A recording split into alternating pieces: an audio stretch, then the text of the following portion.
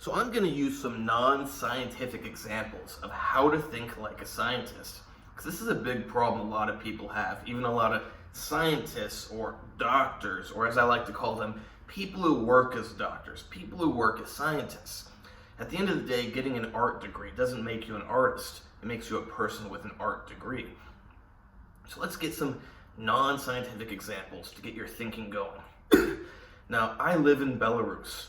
I live in the capital city of Belarus. However, I've spent a lot of time outside of the capital city, and I have a lot of interactions with a lot of people here. I'm not going to get into why I have a lot more interactions with a lot more people than the average foreigner who comes to the capital city, but you get a lot of foreigners that come to the center of the capital city, and they, first of all, don't tend to speak Russian, and they just go up to people on the street, and they think they know how the girls are here. They go, oh, all the girls are like this or like that. And it's like, no, they're not. And you get some of them that are ignorant enough to even argue with me and go, oh yeah, I've met a lot of them. It's like, you gotta always realize the limitations of your knowledge. What you know and what you don't know. What you know is how the girls who are in the center of the capital city who speak English and talk to random foreign strangers. You know what those girls are like. Do you know what the girls outside of not even outside of the capital, but outside of the center of the capital? You know what those girls are like? No, because you don't have any experience with them. Oh, do you know what the girls are like who don't speak English? No, because you have no experience with them. Do you know what the girls are like who speak English but don't go up or don't talk with random strangers that come up to them on the street? Not even just random strangers, but random foreigners. No, you don't know what those girls are like because they never talk to you. So this is not a video about me ranting about them. I'm just using it as an example because you need to learn how to think if you ever want to be able to interpret data accurately. The really sad thing is when you get medical or scientific experts who will even say, I studied this stuff, I know what I'm talking about. It's like, you don't even know how to read this stuff. Here's another example. What was it? Hold on.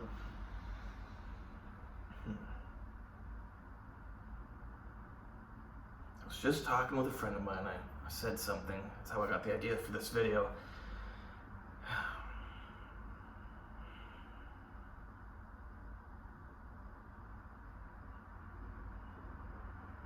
I can't remember what it was, but let's use another example. Now, it's kind of the same as the last one, the principle. But it's like people in America who meet Russians. They go, oh, all the Russians want to get out of Russia. Russia's horrible. They all hate it there. It's like, no.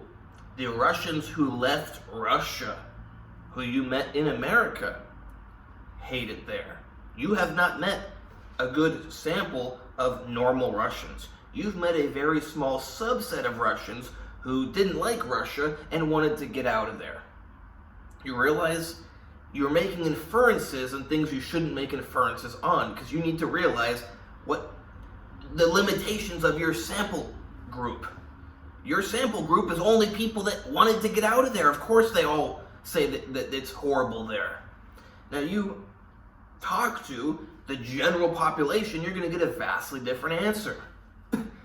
It's like someone was telling me, oh yeah, I know how Russian girls are. I've met them in California. It's like, no, you don't know how Russian girls are. You know how Russian girls who move to California are. Realize the limitations of what you know and what you don't know. There was some other good example. But you need to be very precise when you're reading a scientific study.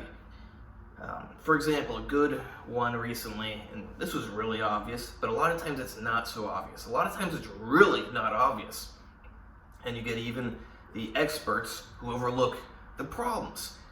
Recently there was a study that said protein caused heart disease or something. You read the title, protein causes heart disease. You read the conclusion, oh, men eating, I'm just going to make up the numbers, 200 grams of protein per day had a 50% increase in heart disease. You go, that's pretty conclusive. That much protein leads to that much increase in heart disease. How can you argue with that? Then you look at how the study was actually conducted and you realize, oh, they were feeding them like meal replacement protein shakes that have a whole bunch of garbage in them. See, there's a big problem with that study. It's really sad how many people think they know how to read something, or they think they know something, but they don't realize what they know and what they don't know. People make too many inferences. For example, like this is going based off the protein example. The results of a study are only relevant to what was done to get those results. Now, what was done, if someone think, oh, well, what was done was they had this much protein. No. All the details of what was done to get those results, you know that all of that leads to this. You don't know that part of that leads to this.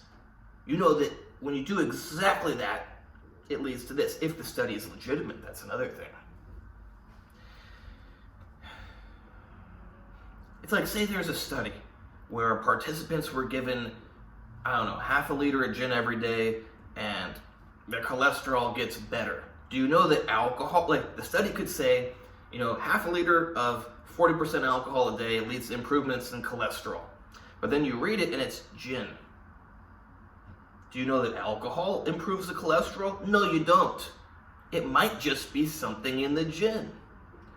Always look at all the details and realize what you know and what you don't know.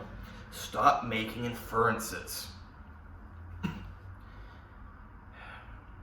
Now, you might want to go back to the beginning of this video. I'm not going to repeat it, but that's a great example of the mental fallacies people have. And I've met so many guys here that they fall for that one. And I've explained it to so many guys. And then you get some stubborn guys who they refuse to listen. They're, no, I really know how they are. It's like, no, you don't. But I'm not going to argue with you. I got better things to do with my time. Video's not about Belarus. Video's about science. I hope you learn how to think. I hope you learn how to interpret information and distill what you know and what you don't know. Please like, subscribe, and comment. Check out my other videos. Check out my Instagram, AndreyHutch, AndreyHutch. You can hire me there for training, consultations, coaching, advice, plans, whatever. Same thing with diet, same thing with supplements, same thing with special supplements. I've even met a medical expert with a medical degree who told me that anabolic steroids actually, they prevent muscles from growing bigger. That's what the medical expert says. Apparently, that's what you should think, because that's what a medical expert says. Learn that you should not trust the experts. Learn that you cannot just blindly read the results of studies. Learn that you cannot follow the current dogma. Oh, here's a really good one. I was going to make a separate video on this.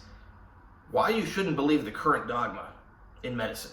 Because it's pretty much always proven to be wrong. And then there's a new dogma. And then that one's proven to be wrong. And then there's a new dogma. And that one's proven to be wrong. So you're a fool if you just believe the current thing. You hear these doctors go, well, we know. It's like, no, you don't know. You're just repeating what the current accepted idea is.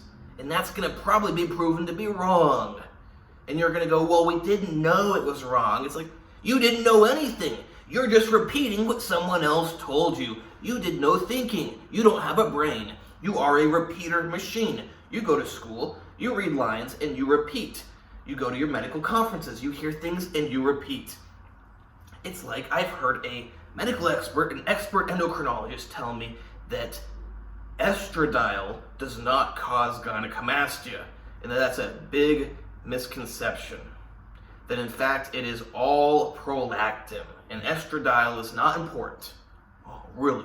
That's why taking estrogen receptor antagonists, they're selective estrogen receptor modulators. They antagonize certain tissue, they agonize certain tissue, but they antagonize estrogen receptors in breast tissue.